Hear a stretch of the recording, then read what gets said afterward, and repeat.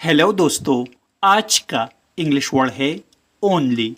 Only का क्या मतलब है, आइए सीखते हैं आज की इस छोटी सी वीडियो में। ओनली का मतलब है सिर्फ, फकत, अकेला, खाली या बिल्कुल। आइए इस वर्ड को सेंटेंसेस में इस्तेमाल करते हैं। You are the only person I trust.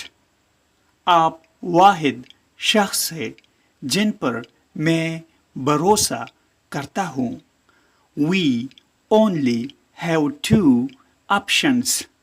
इसका मतलब है हमारे पास सिर्फ दो ऑप्शंस है। ट्रस्ट मीन्स भरोसा, यकीन। दोस्तों, चैनल को सब्सक्राइब करें और वीडियो को लाइक और शेयर ज़रूर करें।